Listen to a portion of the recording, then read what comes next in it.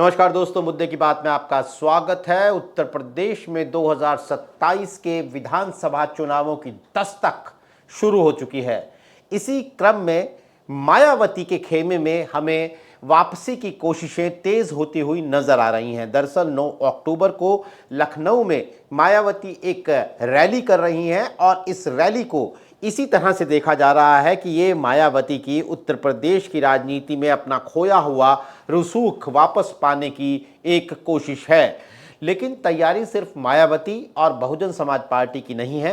BJP और अखिलेश यादव से लेकर तमाम क्षेत्रीय पार्टियों ने अपनी अपनी चुनावी गाड़ी के पुर्जों में तेल पानी देना शुरू कर दिया है। तमाम पार्टियों की राजनीति और 2027 से पहले के हालात पर बात करने के लिए आज हमारे साथ हैं द प्रिंट के स्पेशल कॉरेस्पॉन्डेंट और असिस्टेंट एडिटर प्रशांत श्रीवास्तव। प्रशांत, आपका बहुत बहुत स्वागत है। हम बात शुरू करेंगे मायावती से। दरअसल मायावती की पार्टी में हमने पिछले कुछ दिनों में काफ़ी बदलाव होते हुए देखे। उनके भतीजे आकाश आनंद से लेकर उनके समधी अशोक सिद्धार्थ तक, और फिर 9 अक्टूबर की रैली को लेकर जो बज़ दिख रहा है, जो शोर शराबा दिख रहा है, फिलहाल साफ तौर पर उत्तर प्रदेश की राजनीति बीजेपी और अखिलेश यादव इन दो ध्रुवों में बटी हुई नजर आती है। क्या मायावती एक तीसरे और असरदार ध्रुव के रूप में वापसी करती हुई आपको नजर आ रही हैं किसी भी जरिए से? धन्यवाद नीरज जी। देखिए, अभी आज की स्थिति में देखा जाए तो बीएसपी की हालत जो है वो पिछले, बल्कि आज ही की नहीं बल्कि पिछले 10-11 साल से ही काफी कमजोर चल रही है, खास तौर से 2012 ऑनवर्ड। और 2017 में एक तरीके से कहा जाए तो और डेंट पड़ गया। उसके बाद 2019 में वो अलायंस में आए, तो उनके भले ही सांसद ज्यादा रहे हों लेकिन उनका काडर उसके बाद से टूटना शुरू हो गया। तो आज की स्थिति में बीएसपी के सामने करो या मरो वाली स्थिति बन गई थी। तो एक बहुत बड़ा हाई कॉल था, एक कह सकते हैं इसको, वेकअप कॉल कह लीजिए। एक बड़ा डिसीजन था जो मायावती को कुछ ना कुछ करना ही था अगर 27 से पहले उनको आक्रामक दिखना था।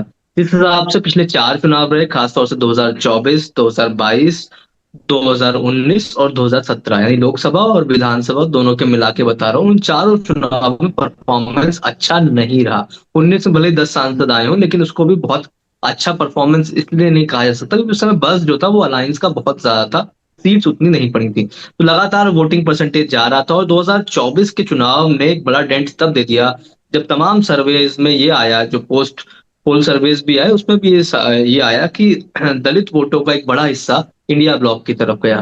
तो मायावती के सामने बहुत बड़ी चुनौती थी। परिवार में भी जो चीजें चल रही थी, कभी वो आकाश आनंद को हटा दे रही थी पार्टी में, कभी ले आ रही थी, तमाम चीजें उथल-पुथल मची थी। पार्टी काडर लगातार टूट रहा था। तमाम पूर्व विधायक, तमाम मंत्री, तमाम पूर्व सांसद समाजवादी पार्टी और कांग्रेस का रुख कर चुके थे। खास तौर से एक बड़ा हिस्सा जो है बीएसपी का, वो समाजवादी पार्टी में जाता हुआ दिख रहा था। ऐसे में मायावती के लिए वेकअप कॉल था और मायावती ने इस बार लगभग चुनाव से 17 महीने पहले, 16-17 महीने पहले ही कैंपेन स्टार्ट करने का फैसला लिया। ये स्ट्रेटेजिक प्लान है, और स्ट्रेटेजिक प्लान इसलिए भी है क्योंकि अब बहुत हाई टाइम था। अगर अब नहीं करते तो कब करते, मतलब पार्टी क्या टूट जाती तब करते।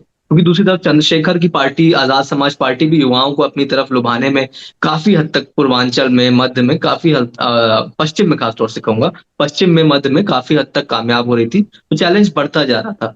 तो ऐसे में मायावती ने 3 काम पिछले 1 महीने में किए हैं। पहला, एक तो लोकल इश्यूज को उन्होंने काफी एड्रेस करना शुरू कर दिया। बुद्धा पार्क का इशू उठाया उन्होंने, चाहे कानपुर का हो, चाहे मुरादाबाद का हो, जहाँ पे कंस्ट्रक्शन जो है एडमिनिस्ट्रेशन कराने जा रहा था, मायावती ने विरोध किया। मायावती के ट्वीट का असर भी हुआ, मतलब मायावती के ट्वीट का भी काफी असर होता है, इस बात में कोई डाउट नहीं है। और अगर वो ग्राउंड पर आ जाए तो ये असर और दुगना हो सकता है। तो यही काडर को मैसेज देने के लिए अक्टूबर जो 9 यानी 9 अक्टूबर को जो रैली उन्होंने रखी है, उसको लखनऊ चलो एक नाम दिया गया है।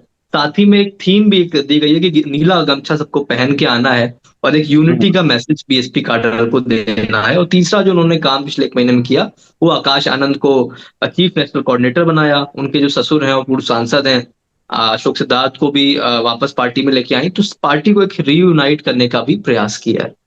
लेकिन आपने एक तो चंद्रशेखर की बात की, तो क्या चंद्रशेखर आपको जो 2024 के चुनाव से पहले और चुनाव के वक्त जब वो जीत कर आ गए नगीना से, उस वक्त चंद्रशेखर से जिस तरह की उम्मीदें राजनीतिक विशेषज्ञ भी जताते थे, पत्रकार भी जताते थे, क्या पिछले साल भर में या पिछले 6-8 महीने में आपको चंद्रशेखर उसी तरह का खतरा नजर आ रहे हैं जैसा 12-15 महीने पहले नजर आते थे बीएसपी के नजरिए से? हाँ, मुझे उसी तरह का खतरा नज़र आ रहा है क्योंकि देखिए कोई भी पार्टी एकदम से नहीं बढ़ती है। मतलब बीएसपी को भी एस्टैब्लिश होने में आप सोचिए 80s से शुरू हुई और 90s आ गया तब जाके एस्टैब्लिश हो पाई। तो किसी भी पार्टी को एस्टैब्लिश होने में 7 से 8 साल लगता ही लगता है। तो चंद्रशेखर की पार्टी आज़ाद समाज पार्टी अभी 2 ढाई साल पुरानी ही पार्टी है। उससे पहले वो भीम आर्मी एक तरीके से एक ऑर्गेनाइजेशन था, एक फ्रंट एक था, पॉलिटिकल ऑर्गेनाइजेशन था, एक हाँ। मंच था जो जिस एक पर एक मंच वो था जिसको वो जी बढ़ा रहे थे, लेकिन जो पॉलिटिकली उसमें अगर गिना जाए कि पॉलिटिकल पार्टी के तौर पे तो बहुत ज्यादा उनकी पुरानी पार्टी नहीं है। तो करीब 5-6 साल तो किसी भी पार्टी को मुझे लगता है 2 से 3 चुनाव देना चाहिए अगर वो स्टैब्लिश हो पाए। और आज की तारीख में अगर ओम प्रकाश राजभर हो, संजय निषाद हो, तो ये सब लोग भी बहुत लंबे समय से राजनीति कर रहे थे, बाद में इनकी राजनीति चमकी है। तो चंद्रशेखर की उम्र तो अभी इन लोगों से काफी कम है और चंद्रशेखर की ग्राउंड एक्टिविटी भी काफी थी। लेकिन चंद्रशेखर के सामने चैलेंज ये है कि बीएसपी को एक बड़ा उनको एक चैलेंज देना था।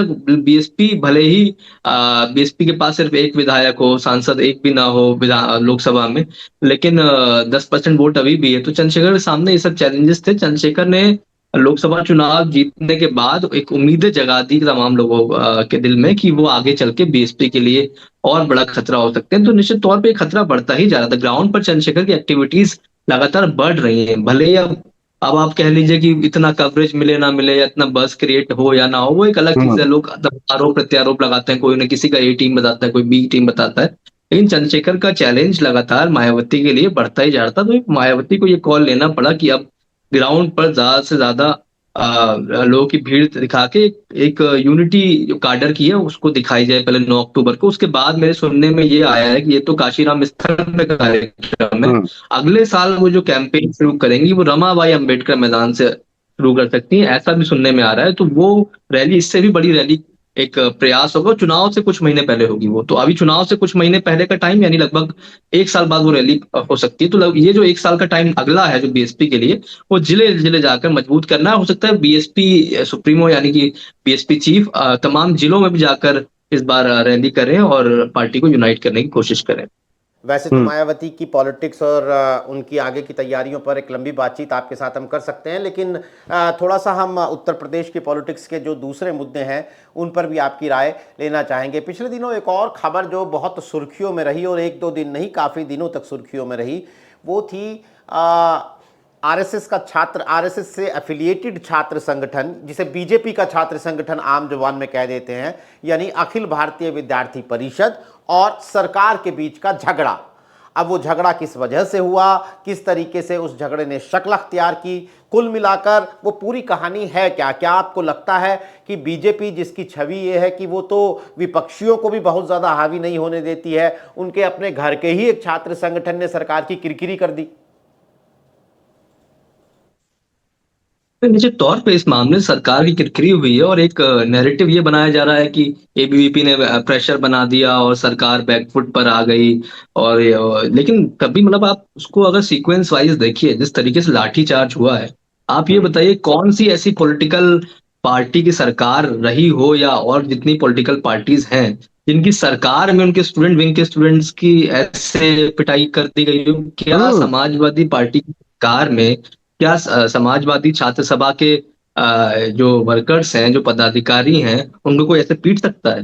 क्या नहीं, कांग्रेस प्रशांत प्रशांत प्रशांत मैं आपको बताऊं कि जब ये खबर ब्रेक हुई, पहली बार सामने आई, तो कुछ लोगों का रिएक्शन ये था कि भैया यूपी के अंदर तो बीजेपी का झंडा लगाकर कोई गाड़ी भी रेड लाइट क्रॉस कर जाती है तो पुलिस वाला उसे नहीं रोकता है। एबीवीपी वालों के ऊपर लाठीचार्ज कहाँ हुआ होगा, कैसे हुआ होगा, चेक कर लो। रिपोर्टर से ये कहा जा रहा था। तो वही बात जो आप कह रहे हैं, बड़ी हैरानी की बात थी।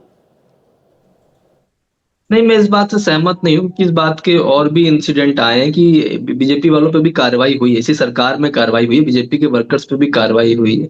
मतलब समाजवादी पार्टी वाला जो माहौल हुआ करता था या जो कांग्रेस का माहौल हुआ करता था या बीएसपी के दौर में, वो बीजेपी में थोड़ा सा यहाँ पर चेंज वर्किंग स्टाइल में, इसलिए भी क्योंकि यहाँ पर संगठन वर्सेस सरकार का मामला है। बहुत से लोगों को लगता है कि वो सरकार के या ऑफिस से करीबी नहीं है तो उन पर कार्रवाई हो सकती है। मतलब सिर्फ संगठन का लॉयल होना ही काफी नहीं रह गया है, या सरकार का भी लॉयल होना पड़ेगा, या सरकार का भी खास दिखना पड़ेगा। तो ज्यादातर लोगों का यही आरोप है कि जो एबीवीपी से जुड़े तमाम पदाधिकारी, तमाम वर्कर्स इस बात को कह रहे थे कि सरकार के ही करीबी लोगों ने, सरकार में जो लोग शामिल हैं, उनके कंसेंट से ही लाठीचार्ज हुआ है। तो इस वजह से सवाल बहुत उठे। और आप इसमें जो एक इवेंट जो मुझे लग रहा है, जो एक इम्पोर्टेंट रहा जो पूरे इंसिडेंट के बाद, वो ये कि एक कार्यक्रम का आयोजन होना था वन नेशन वन इलेक्शन के नाम पर लखनऊ में ही। उस कार्यक्रम को कैंसिल कर दिया गया। उसमें योगी आदित्यनाथ मुख्य अतिथि थे और एबीवीपी का उस कार्यक्रम में इन्वॉल्वमेंट था। तो उस कार्यक्रम को जब कैंसिल कर दिया गया तो एक मैसेज गलत गया कि सीएम का कार्यक्रम कैंसिल हो गया है। तो ऐसे में फिर सीएम ऑफिस भी थोड़ा पीछे हटा और एबीवीपी के लोगों से फिर सीएम की मुलाकात भी हुई। और उसके बाद एक आश्वासन दिया गया और तमाम चीजों का वादा किया गया कि जांच होगी, सबको जिसकी मान्यता की और ये वो चीजें। लेकिन बात यह है कि पिटाई का तो कोई वो नहीं है ना। आप जो इंसान पिट गया, जिसको चोट लगी, वो उसका आप कैसे, मतलब उसको आप उस वो कैसे भूल पाएगा वो गम। तो एक मैसेज तो गलत कार्डर के लिए चला गया। यही यूथ चुनाव में मेहनत करता है, यही यूथ जो है वोट मांगता है। अगर वो अपनी ही सरकार में लाठी झेलेगा तो वो यूथ फिर किस बात का समर्थन करेगा। 2024 में भी काफी जिलों में हमने देखा कि काडर नाराज था, उसका खामियाजा बीजेपी को भुगतना पड़ा। 27 से पहले अगर ये लोग अपने काडर को इसी तरह लाठी चार्ज में या किसी मुकदमे में फंसा देंगे या बचाएंगे नहीं, तो काडर क्यों यूनाइट होकर इनके लिए वोट मांगेगा। हालांकि ये बात मैं फिर भी मानता हूँ कि बीजेपी में डिसिप्लिन बाकी पार्टियों के मुकाबले इसलिए ज्यादा कहा जाता है कि वहां पर उस तरीके से विरोध, कार्डर एक तरीके से बेइज्जती झेल लेता है लेकिन उस तरह से विरोध नहीं करता जैसे कांग्रेस में होना शुरू हो जाता है। लेकिन उसके बावजूद भी इंसान अगर पिटाई कर दोगे तो वो क्यों आपके लिए वोट मांगेगा। तो उसका नैरेटिव जो है बहुत खराब संगठन पर गया हुआ है। सब दबी जुबान में, कुछ खुली जुबान में, कुछ लोग ओपनली सोशल मीडिया पर इस बात को कह रहे हैं और इसका असर मुझे लग रहा है आने वाले टाइम पर पड़ेगा, वरना सरकार को और झुकना पड़ेगा। बहुत ही बात है कि आने वाले दिनों में भी सरकार के लिए ये अभी मामला जो है वो पूरी तरह सुलझा हुआ नज़र नहीं आ रहा है। चलिए अगले मुद्दे की तरफ बढ़ते हैं। प्रशांत, पिछले दिनों एक और खबर जो काफ़ी सुर्खियों में रही उत्तर प्रदेश की पॉलिटिक्स के नज़रिए से, वो थी सहयोगियों की नाराज़गी। संजय निषाद जो एक बीजेपी के सहयोगी हैं, दिल्ली में निषाद पार्टी का एक स्थापना दिवस हुआ जिसमें माइनस बीजेपी एनडीए की तमाम पार्टियां मंच पर थीं और उन्हें एक नज़रिए से देखा गया। फिर हमने देखा कि पश्चिम में कैसे जयंत चौधरी की एक नाराज़गी सामने आई और अनुप्रिया पटेल की पार्टी की आशीष पटेल उस स्थापना दिवस में थे, वो जिस तरीके से बात कर रहे थे। कुल मिलाकर एनडीए के अंदर जो ये सहयोगी क्षेत्रीय दल जितने हैं, जो सहयोगी पार्टियां हैं बीजेपी की, उनके इस रवैये को आप एक रूटीन प्रेशर टैक्टिक्स के तौर पे देख रहे हैं या 2027 से पहले बीजेपी के लिए ये कोई संदेश है, कोई अलार्मिंग बेल है? देखिए, जब आप मजबूत होते हो तो आपको कोई आंख नहीं दिखाता है राजनीति में, लेकिन जब आप थोड़ा कमजोर होते हो आपको सब आंख दिखाने लग जाते हैं। ये एक राजनीति का एक ट्रेंड चला आ रहा है। बीजेपी जब बहुत मजबूत थी, 300 से ऊपर सीटें हुआ करती थी, तो अब ये जो रीजनल पार्टीज थी या स्मॉलर रीजनल पार्टीज थी, वो उतना प्रेशर नहीं डाल पाती थी। 24 में यूपी में परफॉर्मेंस बीजेपी का अच्छा नहीं रहा। इसके बाद से इन दलों को मौका मिल गया। लेकिन एक चीज है, मैं इसको रूटीन प्रेशर टैक्टिक्स ही मानूंगा, क्योंकि यूपी में इनकी पोजीशनिंग अलग होती है। यूपी में कई बार ये सरकार पे सवाल उठाते हैं, कई बार कार्यशैली उस पर सवाल उठाते हैं, अधिकारियों के व्यवहार पे सवाल उठाते हैं। लेकिन दिल्ली में जब ये हाई कमान से मिलते हैं तो ये मैनेज हो जाते हैं। जितने भी रीजनल पार्टियां हो, स्मॉलर रीजनल पार्टीज हो, आप एक करके नाम ले लीजिए, सब यहाँ कहेंगे, कैमरे पर कहेंगे कि ये गलत हो रहा है, हमारी पार्टी के साथ ये हो रहा है। अपने काडर को मोटिवेट भी करना होता है, देखो हम आवाज उठा रहे हैं। लेकिन जब ये हाईकमान के सामने जाते हैं तो ये भी कहीं ना कहीं दिल्ली और लखनऊ की लड़ाई का एक मोहरा बन जाते हैं। ये भी हमने हमने तमाम मौकों पर देखा है और शायद कोई ना कोई पसंद भी करता है।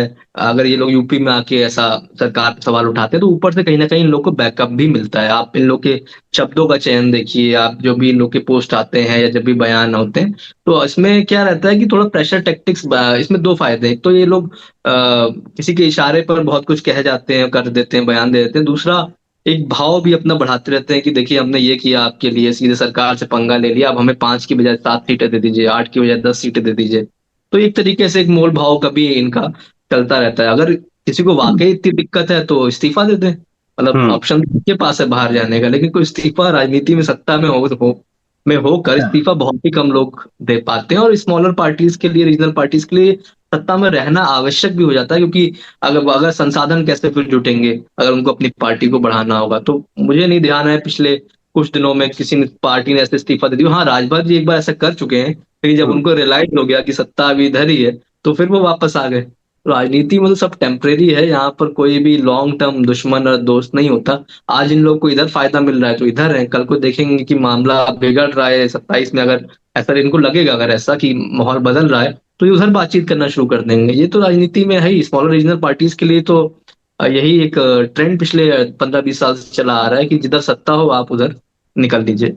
नहीं तो इसी सिलसिले की एक और कड़ी है कि पिछले दिनों यूपी तक के एक पॉडकास्ट में ओम प्रकाश राजभर ने एक शब्द का इस्तेमाल किया कि मऊ की जनता तो मुख्तारवादी है, और फिर उन्होंने मुख्तार अंसारी और अंसारी परिवार की तारीफ में बातें कही, जो कि सोशल मीडिया पर काफ़ी वायरल है। लोगों का कहना है कि आप कुर्सी सरकार की बात मुख्तार की कर रहे हैं, जो कि मुख्तार अंसारी योगी आदित्यनाथ के धुर विरोधी, बीजेपी के धुर विरोधी। इसे कैसे देखते हैं आप?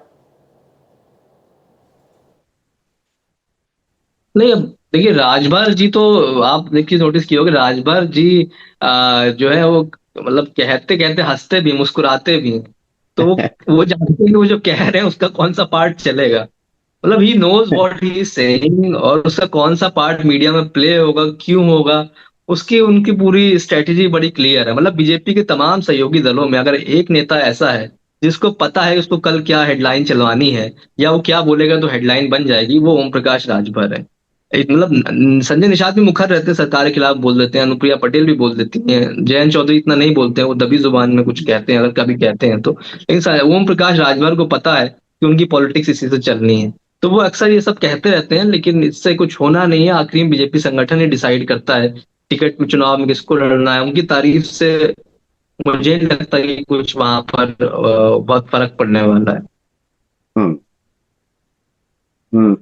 नहीं तो ये मतलब को बीजेपी असहज नहीं होगी क्या कि भाई आप हमारी सरकार में कैबिनेट मंत्री हैं और इस तरह की बात कर रहे हैं कि जैसे आप तो चुनाव मुख्तार अंसारी और अंसारी परिवार के भरोसे लड़ेंगे? या राजभर को लग रहा है कि मुझे चुनाव उन्हीं के भरोसे लड़ना है?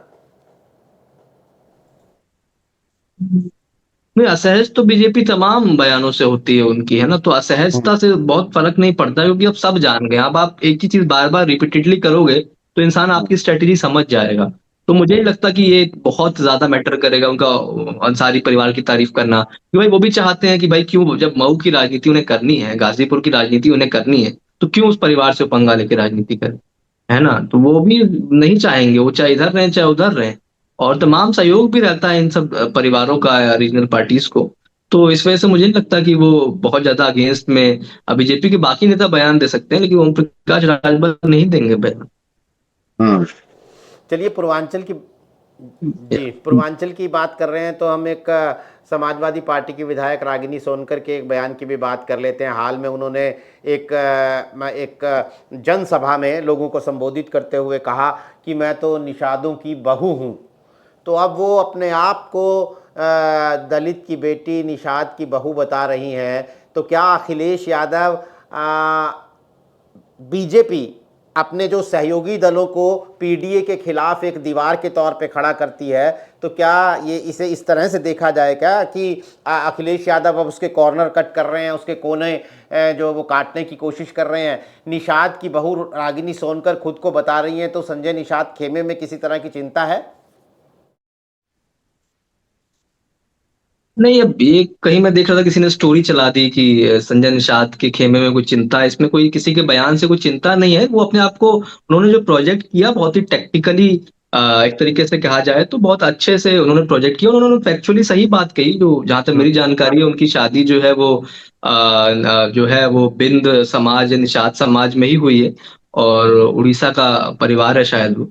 तो उन्होंने बिल्कुल सही बात की, वो खुद दलित हैं और उनकी शादी अगर निषाद समाज में हुई, यहाँ पे यूपी में जो कि क्या नाम है ओबीसी में आते हैं, तो एक अच्छा कॉम्बिनेशन है। और समाजवादी पार्टी को ऐसे नेताओं को हर जगह पर यूज करना चाहिए उस बेल्ट में जहाँ पर निषाद और बिन समाज का एक तरीके से कहा जाए कि उनकी संख्या ज्यादा है, उनके वोटर्स की संख्या ज्यादा है। कम से कम ऐसी 25 से 30 सीटें हैं प्रयागराज से लेके बनारस से लेके जौनपुर से लेके गोरखपुर तक, जहां पर निषाद वोटर्स की संख्या जो है वो 15% से ऊपर ही होगी, 10 से 15% होगी, जो कि वैल्यूएबल है। और रागनी सोनकर बोलती भी अच्छा है। हालांकि जो 2024 के चुनाव के वक्त जो कुछ हुआ, तमाम खबरें आई कि पहले उनको टिकट मिलने वाला है, फिर उनका टिकट नहीं हुआ, फिर किसी और का टिकट हुआ, प्रिया सांसद बन गई वहां पे। लेकिन रागिनी सोनकर को आप देखेंगे शुरुआत से लेके अभी तक वो लगातार चाहे विधानसभा हो चाहे क्षेत्र हो, वो एक्टिव है। कई लोगों ने ये नैरेटिव भी उनके खिलाफ मुझे जानकारी है, ये फैलाने की कोशिश करी कि क्षेत्र में नहीं रहती, आती कम है। अब तो उन्होंने वहां पर घर भी बनवा लिया है, लगातार वो महीने में 24 से 25 दिन, जो जहां तक मैंने सुना है, वो वहीं पर रहती हैं। तो उन्होंने तमाम अपने विरोधियों को भी शांत किया है इन सब एक्टिविटीज से अपनी। और हर किसी का भी कद बढ़ता है, पॉपुलैरिटी बढ़ती है, तो विरोध शुरू हो जाता है। और उन्होंने जो स्पीचेस दी उसके बाद उनका ग्राफ तेजी से बढ़ा था, उसके बाद फिर जब ग्राफ बढ़ता है आपके, तो आपके विरोधी भी बढ़ते हैं। तो रागिनी सोनकर के सामने भी चैलेंज आया था 24 के बाद, जब टिकट जो है वहां पर लोकसभा किसी और को दे दिया गया था। अब 27 की वो तैयारी कर रही हैं, तो उनको भी अपनी पोजीशनिंग ठीक करनी है पार्टी में भी और पूरे पॉलिटिकल जो सर्किल होता है उसमें। तो दलित प्लस निषाद वाला जो उन्होंने एक फैक्टर यहाँ पर जो बात कही है, वो अपनी पोजीशनिंग स्ट्रांग करने को कही है, और ये चीज मुझे लगता है उनके लिए हेल्पिंग ही होगी। लेकिन ये है कि समाजवादी पार्टी को भी इस बात को समझना चाहिए, और जो भी नेता उनके यहाँ नॉन यादव वोट ला सकते हैं, मतलब एक तरीके से समाजवादी पार्टी के लिए कहा जाता है कि मुस्लिम यादव वोट तो उनको पड़ता ही है, दूसरे वोट्स कितने पड़ते हैं उससे सरकार बनना तय होता है। जितने भी नॉन यादव और जातियां और जो हैं, खासतौर से कुर्मी हो गए, मौर्य हो गए, शाक्य हो गए, निषाद हो गए, समाजवादी पार्टी अगर इन सबको एकजुट करके अपने खाते में ला पाती है, चाहे रागनी सोनकर हो चाहे दूसरे नेता हो, उन नेताओं की मदद से, अलग अलग पॉकेट्स के जो भी नेता हैं अलग अलग रीजन के, तो समाजवादी पार्टी के लिए हेल्पिंग ही होगा। तो मैं तो इसको पॉजिटिव देखता हूँ। समाजवादी पार्टी कैसे यूटिलाइज करती है ये तो खैर समाजवादी पार्टी का अपना कॉल है। तो समाजवादी पार्टी की बात जब आपने कर दी है, तो अखिलेश यादव की बात करना लाजमी हो जाता है। पिछले दिनों अपने बिहार दौरे को लेकर वोटर अधिकार यात्रा के दौरान राहुल गांधी और तेजस्वी यादव की मौजूदगी में अपने बिहार दौरे को लेकर काफ़ी चर्चा में रहे अखिलेश यादव। हमने देखा है कि पार्लियामेंट सेशन के दौरान और दूसरे कई मौक़ों पर वो अपने आप को प्रोजेक्ट करते हैं कि मैं उत्तर प्रदेश का एक प्रमुख विपक्षी नेता तो हूँ ही, उत्तर प्रदेश में तो विपक्ष का मैं सबसे बड़ा चेहरा हूँ ही, लेकिन वो अपनी सीमाओं को तोड़ते हुए, उत्तर प्रदेश की सीमाओं को तोड़ते हुए भी नज़र आते हैं। कुल मिलाकर अखिलेश यादव की तैयारियों को आप कैसे देख रहे हैं 2027 के यूपी विधानसभा में भी, और उत्तर प्रदेश के और अखिलेश यादव के एक राजनेता के तौर पर निजी तैयारियों को भी? नहीं, अगर आप पॉलिटिकल स्ट्रेटेजी की बात करें तो उनकी स्ट्रेटेजी एकदम इस समय ठीक चल रही है। जिस हिसाब से वो नॉन यादव वोट पर फोकस कर रहे हैं, खासतौर से ओबीसी में, इस तरह से जैसे उन्होंने अभी वो जो अगला इम्पोर्टेंट एक इवेंट अभी होने जा रहा है, जो मैंने सुना है और मैंने इस पर एक स्टोरी भी करी है, कि ग्रेटर नोएडा में वो गुर्जरों के एक कार्यक्रम को संबोधित करने जा रहे हैं। कुछ टाइम बाद ये कार्यक्रम होगा, अभी गुर्जर चौपाल लगाई जाएंगी। तो वो एक इम्पोर्टेंट है जो नॉन यादव ओबीसी में जोड़ने में, क्योंकि एक तरफ जाट वोटों का एक बड़ा हिस्सा बीजेपी के साथ है और जयंत चौधरी भी उस तरफ है। तो ऐसे में गुर्जर समाज वहां पर एक अहम वोटर्स हैं और एक इन्फ्लुएंशियल वहां पर वोटर्स है पश्चिम यूपी में, और 50 से ज्यादा सीटों पर उधर इनका इन्फ्लुएंस माना जाता है। तो ऐसे में अखिलेश यादव अगर गुर्जर समाज का एक बड़ा चंक अपने साथ अगर ले लेते हैं तो एक बहुत हेल्पिंग होगा उनके लिए। उसके अलावा कुर्मी समाज से वो तमाम टिकट्स उन्होंने लगभग 1 दर्जन टिकट्स उन्होंने लोकसभा में दिए, सुना है कि वो विधानसभा में भी देंगे। अब पल्लवी पटेल का गठबंधन रहेगा नहीं रहेगा इसको लेके मुझे बहुत क्लैरिटी नहीं है, अगर रहेगा तो और हेल्पफुल भी होगा उनके लिए। तो तमाम कुर्मी समाज के भी तमाम लोग, उनसे जुड़े तमाम नेता जो है वो समाजवादी पार्टी के सिंबल पे अब सांसद हैं। तो ये चीज एक हेल्पिंग रही। साथ ही साथ कुशवाहा, शाक्य, मौर्य, इन सब जातियों पर भी समाजवादी पार्टी का फोकस है। दलित समाज में पासी जाति पर जो उनके जो नेता हैं, उनके जो वर्कर्स हैं, उस पे समाजवादी पार्टी का फोकस है। तो ये जो स्ट्रेटेजी है, जो तीसरा और चौथा वोट समाजवादी पार्टी ने 2024 में पाया, तो वो उनको हेल्पफुल रहा और आने वाले टाइम में मुझे लग रहा है जिस स्ट्रैटेजी पर अखिलेश यादव चल रहे हैं वो एक इम्पोर्टेंट स्ट्रैटेजी है और जो उनको और हेल्प करेगी जो है चुनाव को और क्लोज ले जाने में। बाकी क्या होता है आखिरी के 2-3 महीने में नैरेटिव बनता बिगड़ता है। कई बार जो है जैसे समाजवादी पार्टी के लिए तमाम लोग ये बात कहते हैं कि कई बार वर्कर्स जो है वो ओवर कॉन्फिडेंस में आ जाते हैं चुनाव के आसपास की सरकार आएगी तो देख लेंगे या इस तरह से। तो इन चीज़ों से बचना पड़ेगा मेरे ख्याल से उनके वर्कर्स को भी और इस बार अखिलेश यादव भी पूरी कोशिश करेंगे कि ऐसा कोई भी मैसेज ना जाए जिससे ये एक नैरेटिव बनाने में बीजेपी कामयाब हो जाए कि देखो ये तो ओवर कॉन्फिडेंस में आ गए और अभी से कह रहे हैं सरकार आएगी तो देख लेंगे या ये वो। लेकिन समाजवादी पार्टी की अगर पॉलिटिकल स्ट्रेटजी की बात की जाए अखिलेश यादव की तो वो बहुत कैलकुलेटिव वे में इस समय अपने सारे मूव्स चल रहे हैं चाहे वो गुर्जर समाज के एक साथ लाने की कोशिश अपनी तरफ हो चाहे वो कुर्मी समाज को लाने की हो। अभी प्रजापति समाज का उन्होंने कार्यक्रम किया था उस कार्यक्रम में किसी पत्रकार ने उनसे पूछा कि क्या आप गायत्री प्रजापति की पत्नी पर भी कार्रवाई करेंगे तो उनका हम जानते हैं किस पॉलिटिकल प्रेशर में उन्होंने बीजेपी का साथ दिया तो उन्होंने कहीं ना कहीं सिग्नल ये दे दिया कि अमेठी से गायत्री प्रजापति के परिवार से ही टिकट फिर से हो सकता है। तो एक सिग्नल ये दिया उन्होंने। हालांकि पूजा पाल वाला बीच में इंसिडेंट हो गया पूजा पाल बिल्कुल। जो है वो बीजेपी की ओर जाती हुई दिख रही है। तो ऐसे में समाजवादी पार्टी के लिए ये चैलेंज है कि अभी बाकी जो अन्य जो ओबीसी समाज है उसको एक साथ रखें। जहाँ स्ट्रेटेजी की बात है स्ट्रेटेजिकली अभी बिल्कुल जो है वो ठीक चल रहा है मुझे ऐसा लगता है जितना मैंने ऑब्जर्व किया उनकी राजनीति को। समाजवादी पार्टी के इस चैलेंज में उनके सहयोगी कांग्रेस पार्टी और राहुल गांधी की क्या भूमिका है, ये सवाल मैं इस संदर्भ में पूछ रहा हूं कि राहुल गांधी की बिहार में वोटर अधिकार यात्रा काफ़ी चर्चा में रही। कम से कम कांग्रेस पार्टी और इंडिया गठबंधन के जो समर्थक हैं उनके हिसाब से तो इस यात्रा ने काफ़ी ज़्यादा माहौल बनाया है। इसका कोई यूपी इम्पैक्ट देखते हैं आप? नहीं बिल्कुल और माहौल जो है वो बिहार में नहीं यूपी में भी बनाने में राहुल गांधी की भूमिका रही है। आप इस बात से कोई राहुल इनकार गांधी नहीं। रायबरेली का दौरा भी कर रहे हैं इत्तेफाकन आज ही।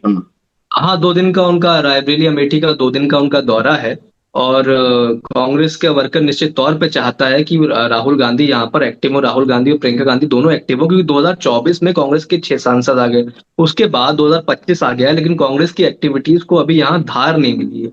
और जो उनके प्रभारी हैं वो कभी कभी आते हैं कुछ बैठकें होती हैं और कुछ बड़े फंक्शन उस तरह से नहीं हो रहे जैसे समाजवादी पार्टी में जाति वाइज सब बैठ के हो रही हैं। समाजवादी पार्टी में हिसाब से वर्कर्स के से लगातार 1-to-1 रोज मिला जा रहा है। कांग्रेस में अभी उतनी स्पीडली उस तरह से काम नहीं हो रहा है लेकिन मुझे लगता है अगर प्रियंका गांधी यूपी में एक्टिव हो जाएंगी तब जाके चीजें यहाँ पर थोड़ा बेटर होंगी। राहुल गांधी एक्टिव हो जाएंगे तब जाके चीजें जो है थोड़ा स्ट्रीमलाइन में आएंगी क्योंकि नैरेटिव बनाने में गांधी का योगदान बहुत रहा है। चाहे अलायंस हो 24 में भी अगर समाजवादी पार्टी की सीटें ज्यादा आई इसमें कोई शक नहीं है लेकिन नैरेटिव बनाने में राहुल गांधी का भी इक्वली योगदान रहा क्योंकि राहुल गांधी को देखने बहुत भीड़ आ रही थी। हम लोग भी ग्राउंड पर थे हमने भी इस बात को रियलाइज किया और बिहार में भी राहुल गांधी को देखने बहुत भीड़ आ रही है। बस कांग्रेस के साथ दिक्कत यह है कि उनका बूथ पर वर्कर उतना नहीं है जितना रीजनल पार्टीज का है। तो ऐसे में उनको अपने वर्कर्स बूथ पर बढ़ाने के लिए कोशिश करना चाहिए और प्रियंका गांधी और राहुल गांधी को यूपी के दौरे ज्यादा से ज्यादा करना चाहिए क्योंकि आपका नैरेटिव यहाँ से जो बनेगा वो पूरे देश में जाएगा। तो इसलिए यूपी को आप इग्नोर नहीं कर सकते। तो ये बात कांग्रेस हाईकमान को भी समझना चाहिए। बाकी जगह जहाँ चुनाव है वहां चुनाव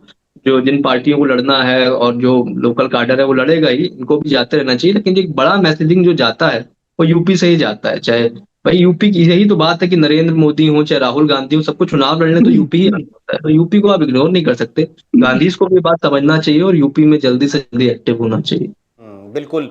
तो दोस्तों अभी फ़िलहाल भले ही देश भर में अगर आप कम से कम हिंदी बेल्ट की बात करें तो भले ही अभी ये सवाल हो कि बिहार कौन जीत रहा है लेकिन ये समझ लीजिए कि साल खत्म होते होते इस देश में सबसे बड़ा राजनीतिक सवाल यही होगा कि 2027 में यूपी कौन जीत रहा है। और इस सवाल के मद्देनज़र यूपी के जो राजनीतिक घटनाक्रम हैं उनमें हमें बहुत ही दिलचस्प और नाटकीय बदलाव भी होते हुए दिखेंगे जिन पर हमारी नज़र रहेगी। और प्रशांत उन्हें समझने के लिए उनकी गुत्थियों को सुलझाने के लिए हम आपके पास बार बार आते रहेंगे।